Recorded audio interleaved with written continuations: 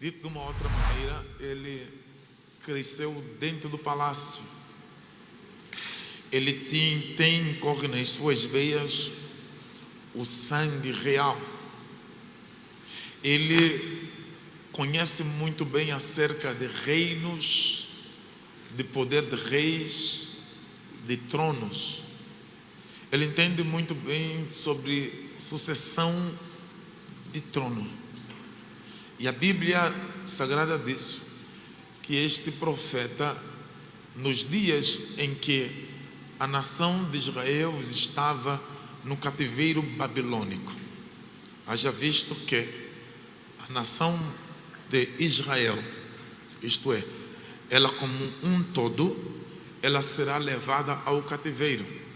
Porém, em épocas diferentes e com o seu algoz, quer na atuação, quer na natureza, completamente diferente. No ano 722 a.C., a Bíblia diz que o reino assírio entrou para o reino do norte, conhecido como Israel. E a Bíblia Sagrada diz que ele leva em cativeiro aqueles que se encontravam, ou um grupo muito grande de pessoas que se encontravam naquele lugar. A nação de Israel, ou seja, o reino do norte, negou-se pagar tributo ao rei da Assíria. O rei da Síria aproveitou da grande vitória que vinha junto do Egito e decidiu entrar em Israel. Tomou eles, israelitas, nas suas mãos e levou com eles. No ano 605 anos antes de Cristo, é a vez da Babilônia, que vai se referir ao reino do sul. Você sabe que a nação de Israel, a partir do quarto rei, ela se dividiu. O primeiro rei, Saul, reino unido por 40 anos. O segundo rei, Davi, reino unido por 40 anos. O terceiro rei, Salomão, reino unido por 40 anos. O quarto rei, o filho de Salomão, Roboão, vai dividir o reino. Nós teremos, a partir daquele momento, 10 tribos no norte e 2 no sul. A tribo do norte é chamada de Israel. A tribo do sul é chamada de Judá. No ano 722, a Síria entrou no reino do norte e levou sobre o cativo todos do reino do norte. A nação amada por Deus é Judá. Judá tem a sua capital, Jerusalém. O reino do norte tem a sua capital, Samaria.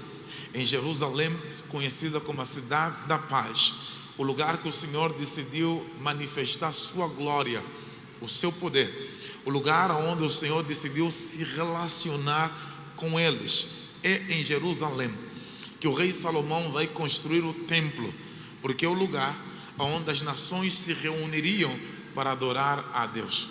É bem verdade que isso o Senhor muda depois, lá em João capítulo de números 4, quando ele diz que vai chegar o tempo que nem neste lugar, nem em Jerusalém adorarão o Pai. Aí Jesus estava a dizer que a adoração não dependeria do lugar, dependeria da pessoa e do coração da pessoa. Mas dentro do contexto que estou apresentando, era Jerusalém o centro da adoração. Mesmo porque qualquer judeu que estivesse distante de Jerusalém ou ao longo do país chamado Israel, ele deveria, na hora da oração, virar-se para Jerusalém, especialmente onde se encontrava o templo. Os irmãos que foram levados na Babilônia, que foram levados na Síria, quando eles fossem orar, eles viravam para Jerusalém, porque eles entendiam que o centro de adoração é o centro da manifestação do poder de Deus. Essas duas nações foram para o cativeiro. Qual é a razão deles irem para o cativeiro? Porque desviaram-se da presença de Deus. Fizeram tudo o que é errado aos olhos de Deus. Não faltou aviso, não faltou chamada de atenção, não faltou correção. Deus levantou profetas como, por exemplo, Isaías, que profetizaram antes do cativeiro. Jeremias, que profetizaram antes do cativeiro, anunciando a eles que é necessário se corrigir, é necessário se posicionar. Depois deles estarem no pecado, ainda receberam palavras também de correção. Corrijam, endireitam os vossos caminhos, andem com retidão, abandonem o pecado. Não dá para se conformar no meio da lama, não dá para sentar no meio da lama. Evangelho é uma proposta de renúncia diária. Todos os dias propostas para pecar tem, todos os dias propostas para se entregar tem, mas todos os dias é possível você tirar uma mensagem que contraria, que resiste a proposta que te é apresentada. O que o Senhor Jesus estava a dizer para eles é: não se adaptem com o sobrenatural, não se acostumem com o sobrenatural, temam ao Senhor, afastem-se dessas práticas pecaminosas. Deus lá atrás com Moisés fez um concerto com o seu povo, e ele disse para o povo, ou melhor, para Moisés: avisa para o povo, quando eles me obedecerem, quando eles ouvirem os meus mandamentos, quando eles se afastarem do pecado, as minhas bênçãos seguirão e lhe alcançarão. Deuteronômio 28, versículos 1 registra isso. O Senhor disse: se atentamente ouvires a voz do Senhor teu Deus, tendo cuidado de cumprir todos os mandamentos que hoje te ordeno, bendito serás no campo e bendito serás na cidade. Bendito vai ser o fruto da tua maçadeira, bendito vai ser o animal no teu campo, bendito vai seres ao entrares, bendito vai ser ao sair. O Senhor ordenará que a bênção esteja sobre vós, e qualquer pessoa que se levantar contra vocês, por um caminho se levantará, mas por 7 caminhos fugirá diante de vós. Todas essas bênçãos, a partir do verso 2, elas estão dependentes do cumprimento do verso 1. Se atentamente ouvires a voz do Senhor. Quando chega no versículos de número 15, o Senhor muda completamente a mensagem. Ele diz: e há de ser, se não ouvires a voz do Senhor e não teres cuidado de ouvir a sua voz, todas essas maldições te alcançarão, te seguirão e te alcançarão. Maldito serás no campo, maldito serás na cidade, maldito serás ao entrares, maldito serás ao saíres, maldito será o fruto do seu ventre. O Senhor entregará na mão dos vossos inimigos a porta, para fazer o que lhes aprouver. Os seus serão de bronze sobre a vossa cabeça. Ora, Deus já colocou um sistema que vai ser determinado pela atitude do seu povo. Se eles obedecerem, abençoados serão. Se eles não obedecerem, amaldiçoados serão.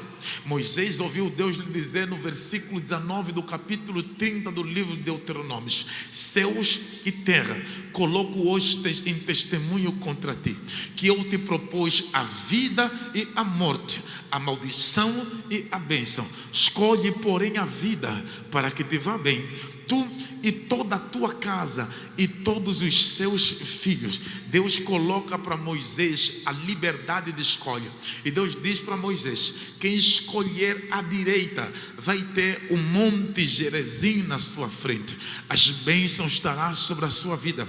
Quem escolher a esquerda vai ter o monte Ebal na sua frente, as maldições estarão à espera deles. Aqui já não dependerá mais nada do céu, vai depender do comportamento do indivíduo.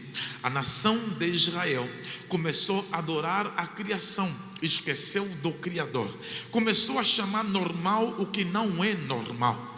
Começou a chamar de comum o que não é comum.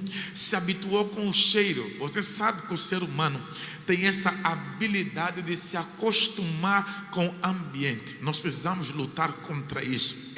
Se você for em algum lugar que tem algum cheiro nauseabundo, os primeiros 5 minutos serão de percepção natural. Os outros próximos minutos minutos, você nem se aperceberá mais do que qual o cheiro que está à sua volta. Um texto muito rápido é o seu perfume. Tem um tempo que você sente ele e depois você deixa de sentir. Todas as suas notas olfáticas se acostumaram com o cheiro à volta e já não mais sente aquele cheiro. Nós espiritualmente também, se nos acostumarmos com algumas práticas pecaminosas, não sentiremos mais a necessidade de abandonar, de largar. O indivíduo tem que se confrontar todos os dias. Todos os dias precisa de olhar para si e dizer: eu preciso de abandonar, eu preciso de largar, eu não posso me acostumar com isso.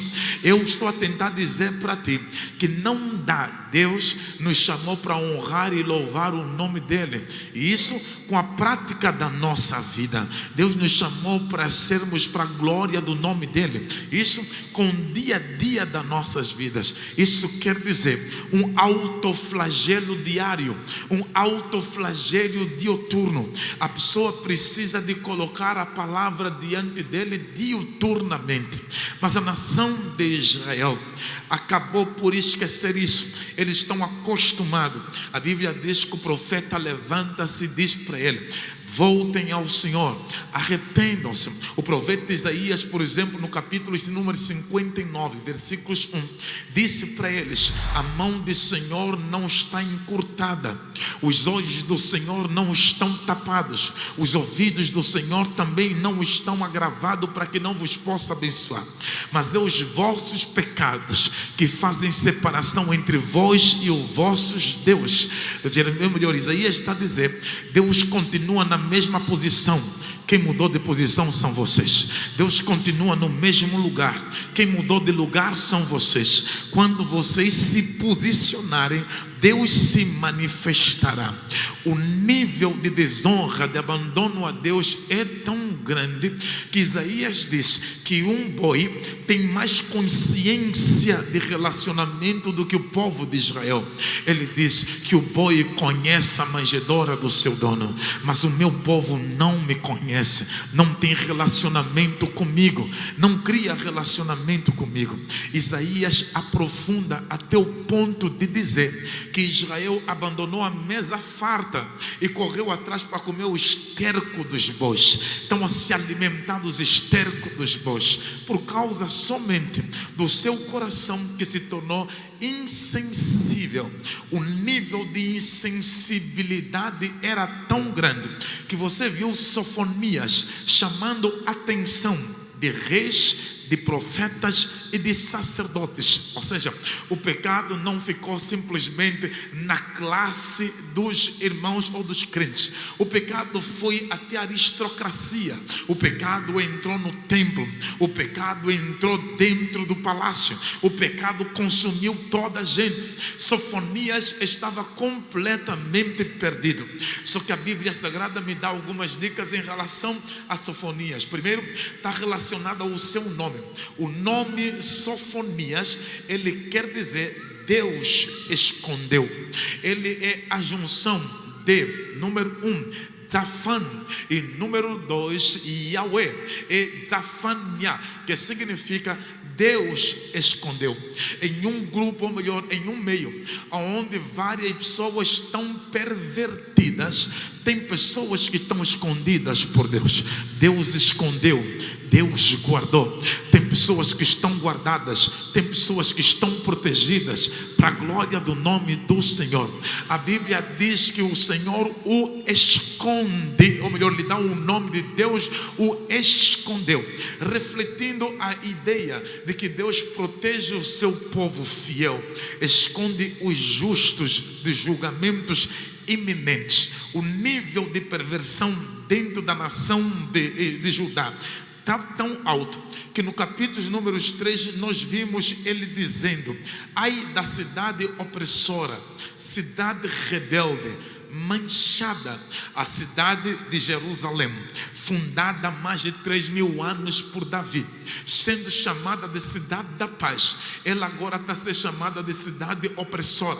A cidade escolhida por Deus para ser o centro da adoração, agora está a ser chamada de opressora, manchada. A cidade que Deus escolheu para manifestar a sua glória, agora está a ser chamada de rebelde. Porque Deus não trabalha com passado, Deus trabalha e opera com o presente. Chega desse saudosismo, eu era e não é mais. Porque Deus não quer o você era, Deus quer você é. Eu adorava e não adora mais. Porque Deus não quer o que eu adorava, Deus quer eu adoro. Eu era santo e não é mais. Porque Deus não quer a conjugação da santidade no passado, Deus quer a conjugação no presente. Eu estava sempre buscando a Deus e não busca mais. Porque a Bíblia diz que essa cidade que tinha um nome que glorificava o nome do Senhor, Sofonias está dizendo agora o nome dela está trocada. A cidade é opressora, a cidade é rebelde, a cidade está manchada. Tomara que isso não se refere à sua vida, que outrora era chamada de adoradora, agora é chamada de rebelde, agora é chamada de opressora, agora é chamada de manchada. Livra-te, Deus, desta posição. E se você estiver nesta posição, receba essa mensagem como uma exortação de Deus, lhe dizendo: saia desse espaço, porque eu quero fazer contigo outra coisa. A Bíblia diz que o profeta vai na segunda parte da sua profecia. Ele diz no versículo 2: não atende a ninguém, não aceita a disciplina, não confia no Senhor, nem se aproxima do seu Deus. Este é um cenário para mim hostil, catastrófico, porque o problema não é a ausência da voz de Deus, o problema é a ausência de vontade de ouvir. O problema não é a ausência do amor de Deus, o problema é a ausência de vontade de abraçar o amor de Deus. O problema não é que Deus não está a falar, o problema é que tem gente que não quer ouvir. O problema não é porque não tem Deus que está a direcionar, o problema é que tem corações que estão duros, que estão amarrados, que não querem ouvir, que estão endurecidos. Deus continua falando, Deus continua operando, Deus continua mostrando, Deus continua direcionando. E Deus está a dizer para eles: arrependam-se e voltem para o Senhor. Este é um domingo de arrependimento também. Vale dizer, arrependa-se. Vale lembrar de Atos capítulo 3, versículos de Números 19. A Bíblia diz que quando Pedro e João fazem aquela cura maravilhosa ao paralítico da Porta Formosa, a Bíblia diz que todo mundo se reuniu diante deles. Ele começa dizendo: por que vocês olham para nós como se fosse por nossa santidade que nós levantássemos esse homem para andar? O versículo 19 ele diz: arrependei-vos pois dos vossos pecados, para que venha sobre vós dias de refrigério. Eu sublinho esta palavra: arrependei-vos vós, para que venha dias de refrigérios. Não vem dias de refrigério se não tiver arrependimento. Dia de refrigério só tem se haver arrependimento. Ouvi dizer para alguém nesta manhã: arrepende-se, ainda vai a tempo. Oh, glórias a Deus. Arrepende-se. Se você pode, porque alguém do seu lado pode fingir que não está ouvindo a mensagem, e eu quero que você seja o pregador mais próximo do ouvido dele. Dá o toque nele e diz: arrependa-te, para que venha dia de refrigério. Falou à direita, fale também à esquerda: arrependa-te, para que venha dias de refrigérios. Arrependa-te, arrependa-te, para que venha dias de refrigérios. O amor de Deus também leva a correções, e a Bíblia diz que Deus vai permitir que o seu povo seja levado. A coisa começa a ficar muito mais preocupante. A cidade amada por Deus, a cidade muito querida por Deus, está a ser saqueada. Jerusalém está a ser saqueada. O templo aonde Deus disse para Salomão, quando lá no capítulo 6 do segundo livro dos Reis, quando Salomão faz aquela oração para a inauguração do templo, quando ele declara para Deus que Deus queria que está no templo, A Bíblia diz que Deus responde para Salomão: os meus olhos vão estar na oração que foi feita neste lugar, meus ouvidos vão estar atentos à oração que for feita neste lugar. E Deus diz mais para Moisés, para Salomão: quando o meu povo for levado por um lugar, para uma nação, e se esse povo que se chama pelo meu nome, se eles se converterem, se eles se humilharem, se eles mudarem os seus caminhos, eu ouvirei dos céus e sararei as suas terras. Na nação onde eles estiverem, se eles fizerem uma oração olhando para este templo, eu responderei a oração deles. Se eles clamarem virado para este templo, o templo é a joia da glória de Deus na nação de Israel naquele tempo. O templo é a prova de que Deus estava presente na vida deles. A Bíblia diz que Deus permitiu que a nação da Babilônia entrasse para Jerusalém, saqueasse o templo, removesse os ouros do templo. É o mesmo templo que ele disse que estaria lá. Tudo está acontecendo por causa do pecado do povo. Ele continua amando o seu povo, ele continua olhando para o seu povo com amor, mas ele necessita de trazer o seu povo. Ele chamou a atenção e eles não se corrigiram. Ele puxou as orelhas e eles não corrigiram. Agora o juízo está a cair sobre eles.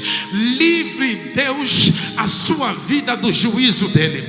Tão certo como o amor dele é profundo, o juízo dele também o é. A Bíblia diz que o povo vai ir para a Babilônia 605 anos antes de Cristo. Após a vitória da Babilônia sobre o Egito, na batalha chamada de Carquemis, a Bíblia Sagrada diz que Nabucodonosor tomou a cidade de Jerusalém e fez dela o seu centro de escárnio. Deportou alguns jovens da nobreza, entre eles Daniel, Sadraque, Mesaque e Abdenego. Isso só foi o início do domínio babilônico. Na segunda deportação, 597 anos antes de Cristo, quando o rei Joaquim estava reinando sobre Judá, rebelou-se contra a Babilônia de Nabucodonosor. Nabucodonosor se levantou, sitiou toda a cidade de Jerusalém sob a aprovação de Deus, e ele vai deportar 10.000 pessoas, incluindo os líderes que eram artesãos, levando também o rei e toda a elite da sociedade judeia, toda a Judeia. A Bíblia Sagrada diz que ele não vai ficar por aí. No ano 586 antes de Cristo, ele vai fazer a terceira deportação. Nesta altura, rei Zedequias está reinando sobre Judá, e ele entra sobre Judá, ou em Jerusalém, arranca tudo que está no templo, remove todos os ouros, remove toda a prata e leva para a Babilônia. A nação está tão defraudada que a Bíblia Sagrada diz, o salmista, aliás, no Salmos número 137, ele desenha o cenário catastrófico. No verso número 1 ele diz: junto aos rios da Babilônia nós nos assentávamos e chorávamos, nos salgueiros entre o rio penduramos as nossas harpas, porquanto aqueles que nos levaram no cativeiro visitavam-nos e diziam: cantam outra vez um hino, entoam um hino. E nós respondíamos: como cantaremos um hino se estamos distantes de Deus? Aqueles que levaram eles no cativeiro provocavam eles agora, diziam: vocês não dizem que são de Deus? Agora cantem um hino. Eles disseram que eles não conseguiam mais cantar o hino. Pegaram na harpa, estavam tão desprezíveis, estavam tão envergonhados, estavam tão distantes de Deus, que nem cantar mais conseguiam cantar, não conseguiam mais louvar o nome do Senhor. Quando o Senhor decide colocar a mão pesada sobre nós, creia, a alegria foge, a satisfação foge, a vontade de adorar foge, desaparece por causa do peso do seu juízo, do peso da sua justiça. Mas eu louvo a Deus, porque o mesmo Deus que permite, o mesmo Deus que puxa a orelha, o mesmo Deus que corrige, o mesmo Deus que disciplina, o mesmo Deus que ajuiza, o mesmo Deus que bate, o mesmo Deus que quer passar a vara, é o mesmo Deus que profetiza que um dia esse tempo vai terminar. O Salmos número 126 começa a anunciar o fim de todas essas coisas. No verso 1 ele diz: quando o Senhor nos trouxe do cativeiro, nós estávamos como os que sonham, nós não tínhamos a consciência da realidade. O verso 2 ele diz: a nossa boca se encheu de alegria, ele colou um novo cântico no nosso paladar. O verso 3 ele diz: grandes coisas fez o Senhor por nós, e por esta razão nós estamos alegres. O verso 4 diz: aqueles que saem semeando a preciosa semente com choros, tornarão colhendo os seus molhos com alegria. Eu estou cheio de Bíblia, eu vou continuar falando da Bíblia Sagrada. Isaías capítulo 54 versículo 17, ele diz: nenhuma ferramenta preparada contra ti vai prosperar. É aqui que Satanás começa a cair, porque quando ele começou a me corrigir, Satanás pensou que ele fosse me matar, mas agora veio a palavra que ele vai me resgatar. Eu posso pregar para alguém que está aqui: Deus não vai te deixar muito tempo nisso. O mesmo Deus que permitiu que entre é o mesmo Deus que anuncia que você vai sair. É só endireitar os seus caminhos a Deus. Deus começa a anunciar: eu vou permitir que entre, mas eu também vou resgatar o meu povo. Ele vai usar a boca de Ezequiel, e a Bíblia Sagrada diz que Ezequiel, um dos que estão dentro do cativeiro, Deus lhe visita as margens do rio Quebar e diz para ele: filho do homem, coloca-te em pé e eu falarei contigo. Agora perceba, irmãos, a altura que Deus está a falar com Ezequiel. Ele perdeu a sua mulher degolada a sua cabeça em decorrência da deportação. Deus não teve no momento da sua morte, ou melhor, ele não viu Deus no momento da morte da sua mulher. Ele já era um profeta, mas Deus permitiu que a sua esposa morresse. Imagina os insultos que ele estava enfrentando. Deus aparece para ele e diz para ele: oh filho do homem, fica em pé e eu falarei contigo. Deus está a falar com o profeta no meio do cativeiro. Deus não está a falar com o profeta fora do cativeiro. Deus está a falar com o profeta no meio do cativeiro. Problemas não ameaçam Deus de falar na sua vida. No meio de problemas, Deus está falando. No meio de juízo, Deus está a falar. No meio de crises, Deus está a falar. Eu vim pregar para alguém que está aqui. Esta é uma pregação que Deus levanta para falar contigo no meio da crise. Aleluia. Não bastasse isso, a Bíblia diz, eu estou cheio de Deus, eu vou ter que pregar. A Bíblia diz que Deus disse para Ezequiel: venha até um vale. Quando Ezequiel chegou ao vale, o vale estava cheio de ossos secos, e Deus disse para ele: podem esses ossos viverem? Ele disse: Senhor, eu não sei, tu o sabes. Aqueles ossos secos era o estado da nação de Israel.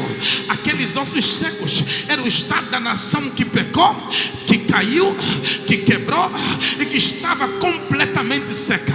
Mas o dono daqueles ossos visitou aqueles ossos e disse: agora é hora de eu voltar a dar vida a esses ossos. Pode esses ossos viver? Eu quero imaginar aqui a visão do diabo. Depois dele estar em osso, nunca mais vai viver. Os ossos estão secos, nunca mais vão levantar. Os ossos estão nesse nível, eles nunca mais vai ficar em pé. Mas Deus decidiu ir visitar os ossos secos. Eu vim dizer para alguém que está aqui: tem gente que está a rir da tua cara por causa da tua situação. E eu vim lhe dizer que Deus está a enviar um profeta no vale dos ossos secos para dizer que isso não vai terminar assim. Esses ossos vão voltar. Eu não sei se tem aqui alguém que se encontra nesta condição. Pode. A Bíblia diz que o profeta disse: tu o sabes. O Senhor diz: então profetiza. Oh, glórias ao nome do Senhor Jesus Cristo. O poder para vocês entrarem na Babilônia eu entreguei na mão de Nabucodonosor, mas o poder de vocês saírem da Babilônia eu coloquei na vossa boca. O poder para destruir a vossa cidade eu entreguei na Nabucodonosor, mas agora que eu quero levantar eu coloquei na vossa boca. Eu vim dizer para esta igreja: tem autoridade suficiente para você não ficar preso à pressão do inimigo. Hoje é o nome do Senhor Jesus Cristo. Abra a sua boca e profetiza. Aleluia. Profetiza. Tu sabes, Senhor. Então profetiza. Profetiza aos ossos secos. Diga aos ossos: unem-se de um lugar para o outro. Juntem-se de um lugar para o outro. Perceba que o profeta está a profetizar aquilo que ele vê. Isso aí é muito fácil. Profetiza esses ossos. A Bíblia diz que os ossos juntaram no outro osso. Agora o Senhor disse: agora você vai profetizar o que você não está vendo. Porque no vale tinha osso, no vale não tinha carne, nem tinha nervo. A Bíblia diz: agora profetiza, diga para a carne crescer no osso. Eu descobri que a palavra de Deus chama a existência as coisas que não existem. Oh, glórias ao nome do Senhor Jesus Cristo.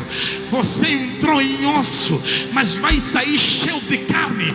Você entrou em osso, mas vai sair forte. Você entrou em osso, mas vai sair com força. Posso pregar para alguém que está aqui? Eu sei que você já está sem força, mas eu vim lhe dizer no nome do Senhor Jesus Cristo que você vai sair com mais força do que você entrou. Oh, glórias a Deus. É Deus a profetizar. Eles entraram, mas eles também vão sair. A Bíblia diz que quando ele acabou de profetizar, um exército estava em pé. E o Senhor diz: agora profetiza ao Espírito. Porque eu não começo uma obra e fica pelo meio. Se eu começar com uma obra, eu termino a obra. Se eu começar com um projeto, eu termino o projeto. Se eu começar uma construção, eu termino a construção. Agora profetiza ao Espírito, porque você não vai ficar em ossos.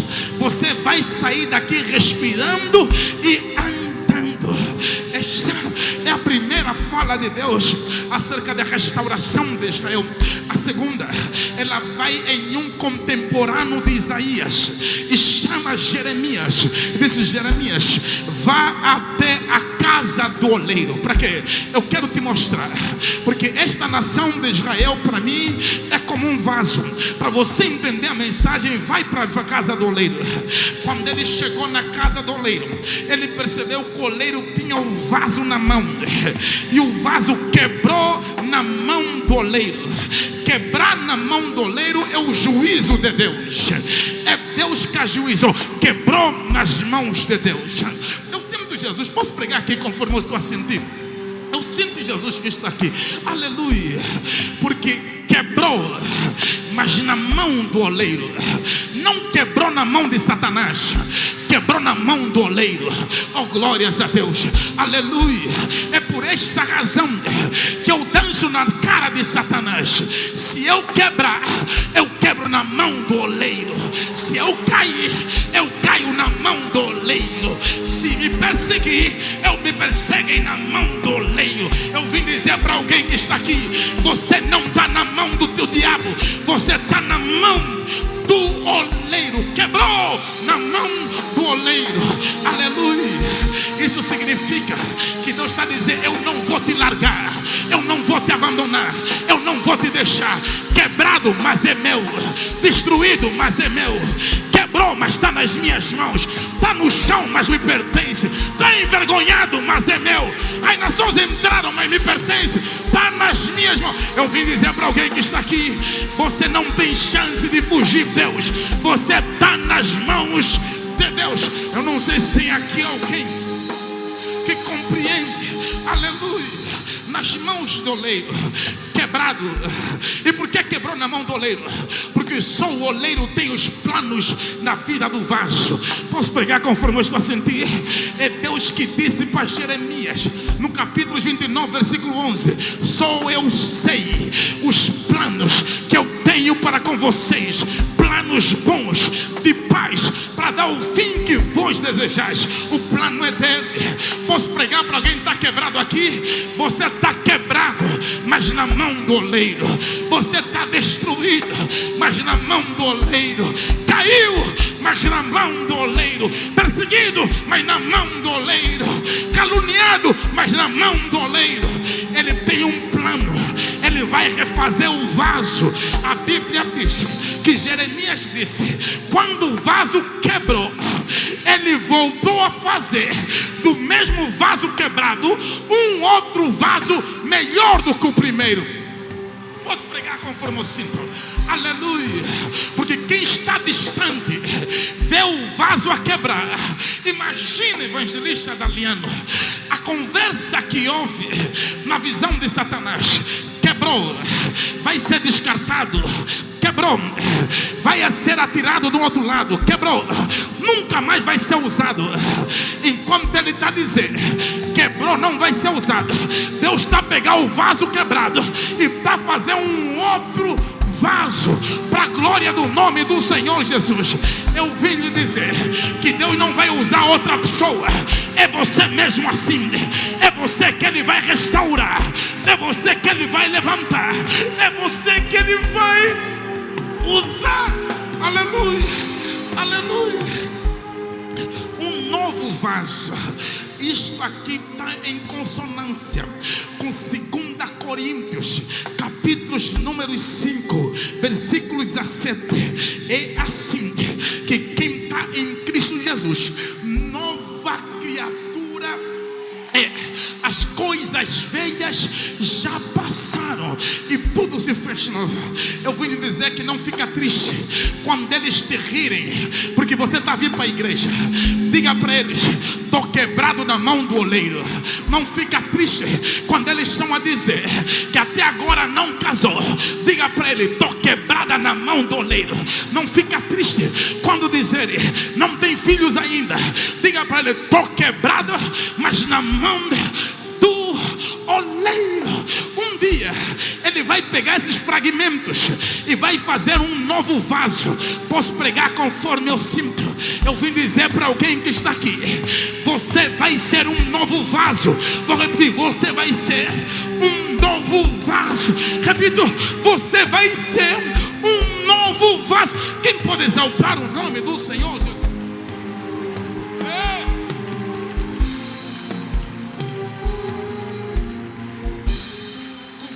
Quebrou, o oleiro refez. E Jeremias disse: o vaso que foi feito estava bonito e melhor do que o vaso anterior.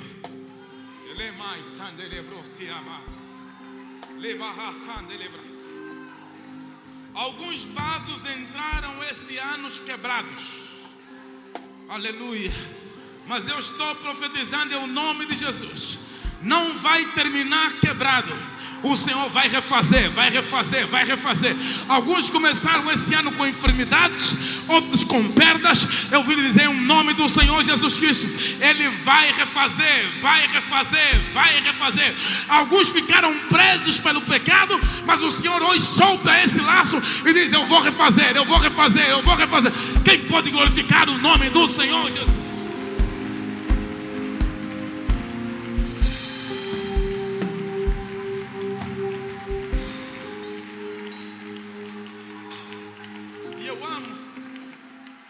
Aqui a mensagem. Eu amo Sofonias por causa do equilíbrio. Ele começa o capítulo número 3 dizendo: opressora, rebelde, manchada, indisciplinada. Mas ele vai terminar o mesmo capítulo 3 dizendo: o Senhor vai te trazer de volta, o Senhor vai te restaurar. A maldição que havia sobre ti será suspensa, será quebrada, e você vai voltar no teu território. É o mesmo profeta. Sabe o que significa, reverendo Gaspar? Equilíbrio. Ele exorta, mas ele edifica. Ele exorta, mas ele consola. Oh, glórias ao nome de Jesus. Sabe o que significa? Deus está dizendo: o mesmo que te puxou a orelha é o mesmo que vai trazer de volta com glória. Em glória. Tu és meu. Aleluia. Eu não vou te perder. Vou repetir: eu não vou te perder. Você é o meu vaso nas minhas mãos. Quebrou por algum tempo, mas eu estou te refazendo. A glória desta última casa será maior do que a primeira. Oh, glórias ao nome do Senhor Jesus Cristo. Aleluia. Para alguns vasos que foram quebrados esse ano, eu estou a profetizar em nome do Senhor Jesus. Você está na mão dele. Nesta manhã ele te refaz. Nesta manhã ele te conserta. Nesta manhã ele te restaura. Nesta manhã ele te renova. Nesta manhã ele te limpa. Nesta manhã ele quebra essa maldição. Nesta manhã ele quebra este laço. Nesta manhã ele quebra o queixo da boca e dos falatórios. Nesta manhã ele te exalta. Alguém pode exaltar o nome do Senhor Jesus? Exalta o bom nome do Senhor.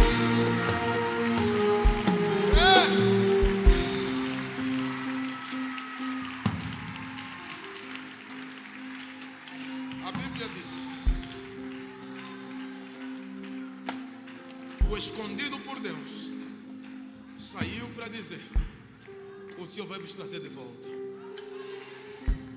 Eu não sei se você perdeu alguma coisa, mas eu estou a tentar dizer para si: o Senhor está a te trazer de volta hoje.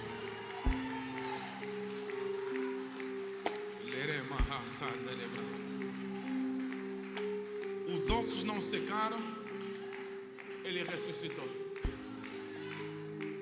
Porque ele tem poder para ressuscitar. Ele tem poder de fazer o mesmo novo. Oh, glórias a Deus. Ele tem poder de usar a mesma matéria para trazer de volta. Ele diz: eu sou a ressurreição e a vida. Quem crê em mim, ainda que tiver morto, viverá.